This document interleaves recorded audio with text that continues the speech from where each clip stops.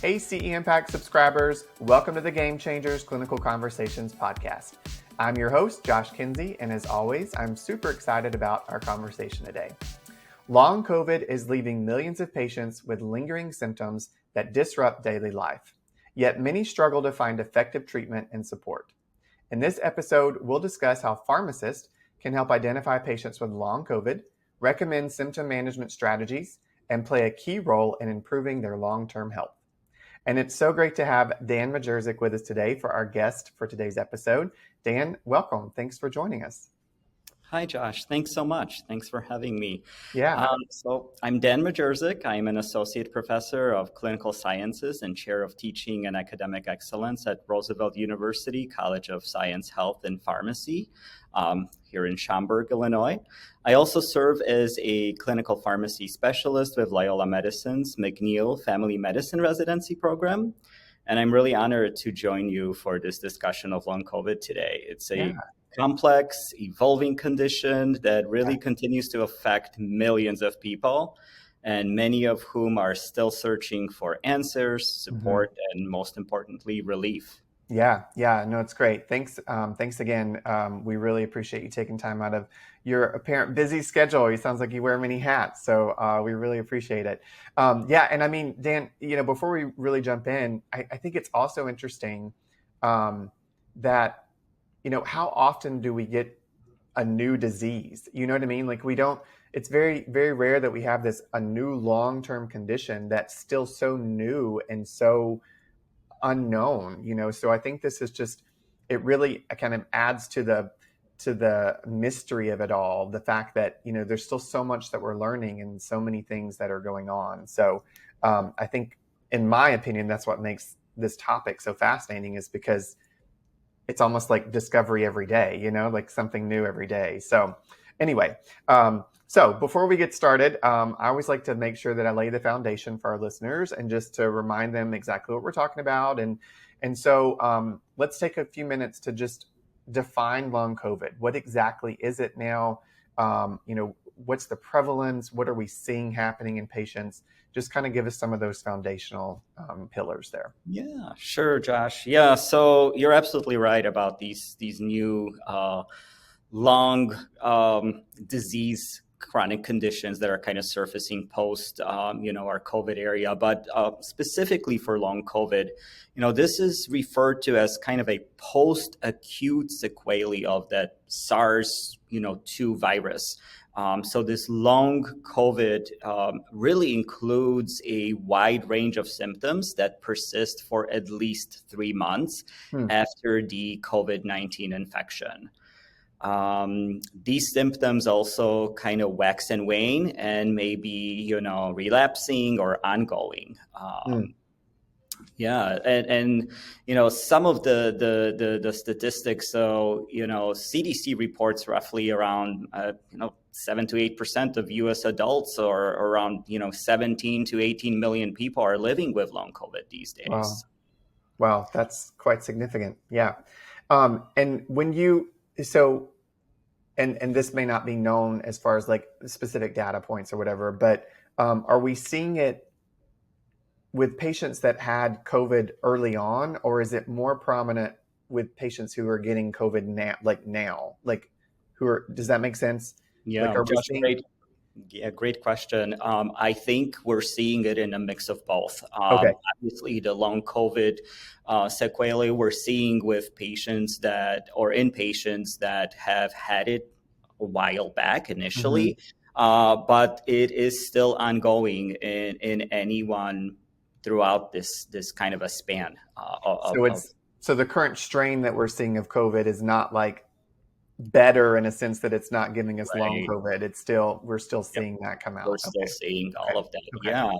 Yeah. And well, let's talk a little bit about what are some of those symptoms and affected systems that we're seeing with long COVID. So when a patient, is stated to have long COVID, what's happening? What are we seeing? Absolutely. So some of the symptoms, are fatigue, brain fog. One unique one that we may have heard of before is anosmia or loss of smell, headaches, neurologic pain, and even respiratory and cardiovascular symptoms.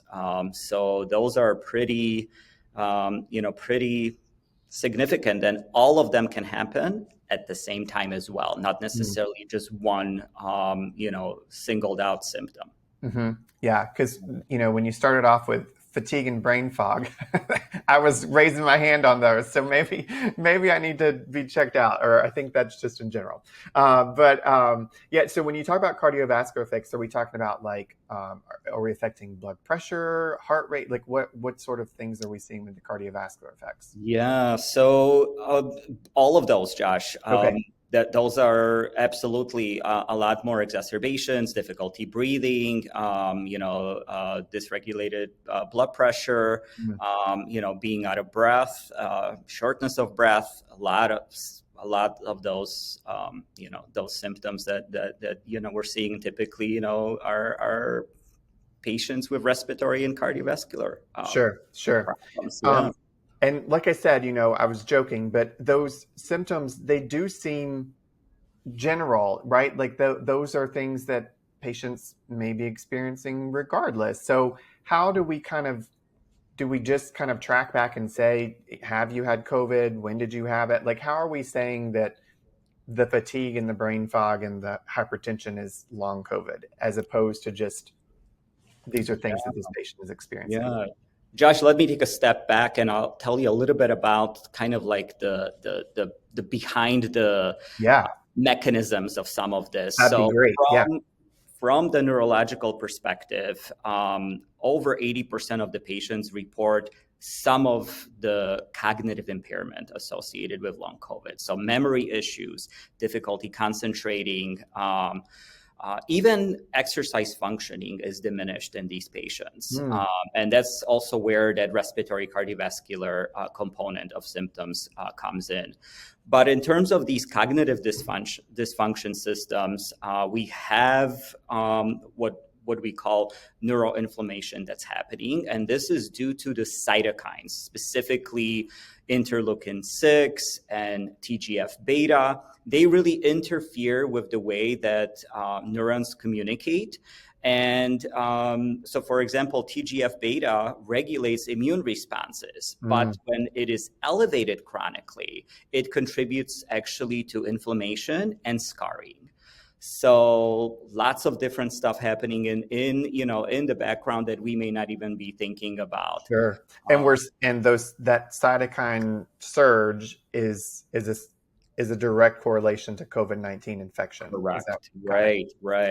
Okay. On the other hand, VEGF, or vascular endothelial growth factor, also plays really a big role in altering blood flow in the brain, and then that is thought to further, worsen inflammation.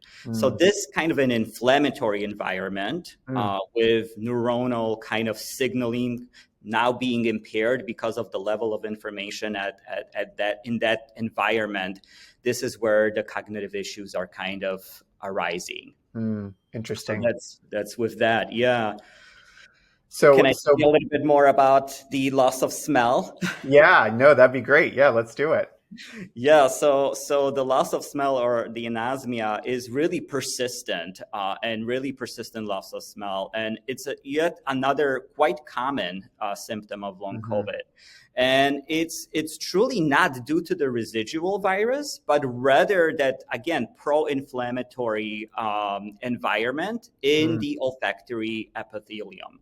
And that increases the T cells, and with kind of that reduced anti-inflammatory macrophages, interfere with our sensory neuron generation, and we can't really smell how we used to, or at all, which is, I think, pretty bad. Terrible. That to me is, thank goodness that is not a side effect I had when I was infected with COVID, because I don't know, smell to me, it just is so important because it brings back, it's directly attached to so many memories, and just, yeah, I don't know. I can't imagine not having the ability to smell for a long period of time. Like, I just think that is terrible. Obviously some of these other side effects are also terrible as well, but to me, the nausea is it's just right up there. So I guess what I was kind of going with, and the background information is great, so helpful. But like, if you have a patient presenting with a few things, how are we really set? When, at what point, how do we determine like, okay, this is long COVID? Is it like you must have 3 of these, 5, or something like that, or is it more of just really digging into it and we're still learning that process? Josh, great point. I think it's a little bit of both. And I would say maybe the latter a little bit more. We see patients that come in with symptoms such as these that we just said and that I just talked about. And often it's puzzling. We think, well, maybe it's, allergy season. Right. It's you're fatigued because you're overworked and overstressed. So putting those pieces together and kind of Mhm. looking at the patient holistically and getting their thorough history about their COVID infection. And it really makes a big difference and Mhm. really then can kind of help guide whether we're approaching that long COVID territory versus is it something else that, or Sure. maybe a combination of all of those things. Yeah, a combination of all the above. Yeah, exactly. So I think this is a great segue to start talking about the pharmacist's role in all of this. So you mentioned, getting a good history and understanding exactly what they're going through, asking the right questions. So what are some of the ways that pharmacists can really kind of help with that? And I guess the other question, and I'll back up just briefly, is are we officially like are people officially being diagnosed with long COVID? Like, is there a diagnosis code, like, or are we like you're diagnosed with diabetes, or you're diagnosed with heart disease, or is it just more of still this whole concept of like you got a lot of things going on and it seems to check the boxes and you have long COVID, like I guess that's a Yeah, question Josh, first that I great should ask. points. Yeah, let me kind of tell you about the pharmacist's pivotal role, I guess, in all of this. But also from what I'm seeing in practice in terms of the diagnosis, I think 4 key opportunities for pharmacists, I think, are here at stake. And I think early identification. I think Hmm. asking about that lingering fatigue, soliciting information about sensory issues or mental fog during either counseling sessions or MTM visits, crucial. And that is a opportunity where you are seeing, looking, conversing with your patients, and you can Hmm. really tell. Make a Um, difference. Yeah. Yeah. right. Yeah. And I kind of like, naming that experience helps patients seek appropriate, care as well. Hmm. Um, I think the other key opportunity is medication management. So really adjusting those therapies for chronic conditions that kind of have been exacerbated by long COVID is crucial. So, for example, and we did a little bit of research on looking at, what other medications could kind of worsen some symptoms, right? And this is a very common antibiotic, azithromycin. It could actually worsen some symptoms, believe it or Hmm. not, Josh. So that was something that we've found really puzzling in literature when we, when we were digging. Interesting. Yeah. Third one, education and coaching. I think teaching your patients how to track symptoms, Hmm.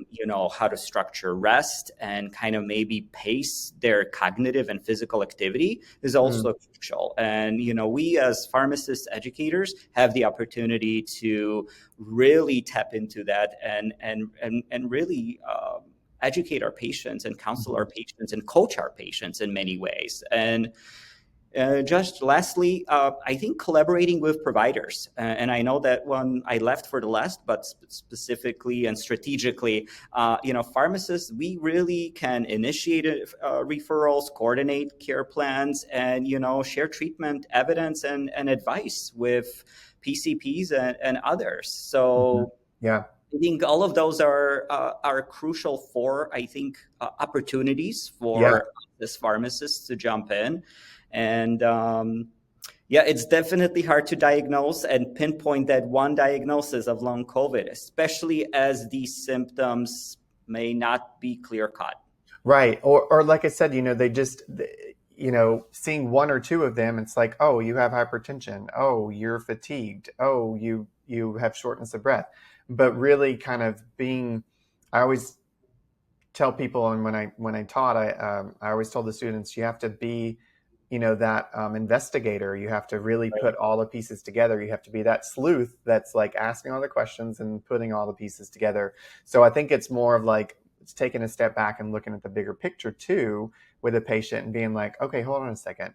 They all of a sudden have hypertension. They say they have fatigue and they have, some respiratory distress. So maybe there's a bigger picture here. Maybe it's not just, you know, that three things are just happen to be simultaneously happening. So, okay, that was what I was wondering was, are we, is there a checklist of like, okay, when you reach this, you're diagnosed with long COVID, or is it just still more of a work in progress Right. right now? So, Josh, what a great observation. And honestly, this leads into some of those, challenges that we're encountering, not only yeah, as pharmacists, but as healthcare professionals, lack of that standardized treatment evidence. Uh, there, there's nothing standardized at the moment. right. Evidence is still evolving. And, we really, it's trial and error at this Yeah. point. And there's no medication to treat long COVID. It's that you Correct. have to treat all the different symptoms, Yep. based on what's happening. So, yeah. Yep. Um, while we're talking about the lack of standardized treatment, I want to jump back a little bit and dig more into like the medication management, if you don't mind. So that was an opportunity for pharmacists was to really kind of focus on that medication management. So let's talk about some of the things that, we obviously it's going to be patient specific and we want to be sure that we're, tailoring the care that we're offering to patients because not everybody takes the same hypertension medication, but like what have we seen, what have you all seen great success with in treating certain things? Like, are we seeing, well, we can get hypertension under control, or is it one of those that's like we throw six drugs at it and we still don't get it under control? Like what are some of the things that we're seeing success wise as far as like what we can manage with medication?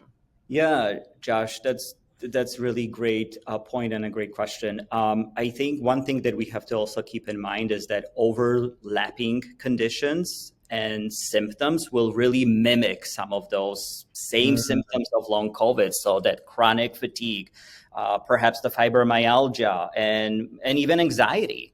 mhm. So we tend to focus on treating and managing that one or two specific conditions that are kind of coexisting. We're not going to be, looking at throwing 7 or 8 new Right, medications on board in right. addition to what your chronic, medications are already on. So I think this is again where that access is important. Hmm.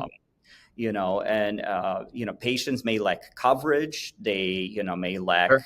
kind of this access to specialists. Hmm. And Hmm. again, we as pharmacists here can kind of jump in and play that role in navigating these Absolutely. systems. Yeah. Especially like you mentioned, with an MTM or with just a general med sync conversation, like looking to see are there any overlaps of things or, or is there somewhere that we can change a medicine or change a dose or add a combo product or something like that. So yeah, that's great points. Okay, so now back to I just wanted to be sure that I touched on some more of the medication management components. So as you mentioned, one of the challenges is lack of standardized treatment. Again, there's no long COVID drug, that's knocking out everything that it's throwing our way.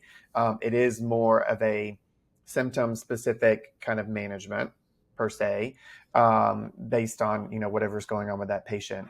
So that is a challenge that we have because let's face it, we love a good flow chart and a definitive answer, right? So we'd love to be able to say, if this happens, do this. And so I feel like with long COVID, that's not really happening. It's more of a lots of trial and error. So that's one challenge that I think we're definitely seeing as pharmacists. What other challenges have you recognized in this space?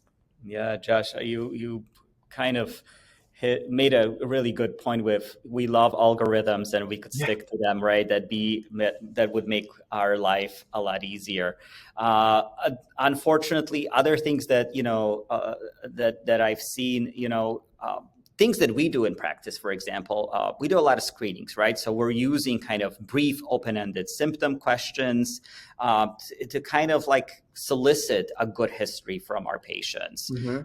And then we use kind of specific symptom-specific strategies as well. So for example, for that loss of smell, there's olfactory training that could potentially be used. And a lot of our clinicians recommend, where patients are exposed to certain scents and once or twice a day for several weeks, and see if they are regaining any kind of a component of their sense of smell. For cognitive dysfunction, we're kind of recommending, or a lot of our clinicians are introducing cognitive pacing to their patients, scheduling mental breaks, avoiding kind of multitasking, things that, Josh, you and I were constantly doing, which is a lot. And even sometimes building recovery periods into our daily routines. I think that's really important. And we have to be, really aware that these patients may not know what to do. Sure. So those are some of the modalities that I've seen used in practice. Yeah, and it may not be commonplace for them. Right. You mentioned a word, and I've already lost what when you were talking about treatment options. Peace breaks or something. What did you say? Cognitive pacing or Cognitive mental okay. breaks. Okay, cognitive pacing. I thought you said cognitive piecing, and that was going to be new for me, and I wanted you to go deeper into that. Okay, so cognitive pacing, got it. But yeah, I think that that's a great point, is that, again, while that is a challenge in a sense of like, how are we treating it? Because there isn't a wonder drug that's knocking everything out. It's also an opportunity for pharmacists to really show our value and to say like, hey, I have stress and fatigue from the job, and I, have these moments of neurologic, issues or whatever because of that. And here are things that I do, and here are things that I found. And so I think that that's another great opportunity for us to really kind of jump in with treatment options. I'll use quotes around that because, we're not a psychologist or anything like that, but still there are modalities like you mentioned that can kind of help with that. And Josh, I have a couple more pharmacological options that I can share. Yes, please do. Yes. Yeah. So specifically for brain fog, there's some research out there that NAC or N-acetylcysteine could potentially be a good option, especially as it reduces oxidative stress. Guanfacine is another one, improves focus kind of by working on norepinephrine and modulating that. Okay. For headaches, we have our traditional NSAIDs or acetaminophen, but for chronic, maybe headaches or migraines, you could consider, TCAs. And then kind of like neuropathic pain, you could think about SNRIs or things along those lines. Okay. Especially if there's any coexisting depression or anything like that. Sure. So we're seeing a lot of those utilized as well. Or anxiety. I mean, sometimes you might can hit multiple birds with, yeah. Sounds good. Okay. So another challenge then that, obviously we see is access to care and resources, access to the information. Again, that's why it's so important for pharmacists to be in this space, because we are the most accessible healthcare, provider out there. And so, referrals and coverage options and just education in general. So I think if you can kind of speak to that and maybe how you're seeing some of those challenges overcome, that'd be great.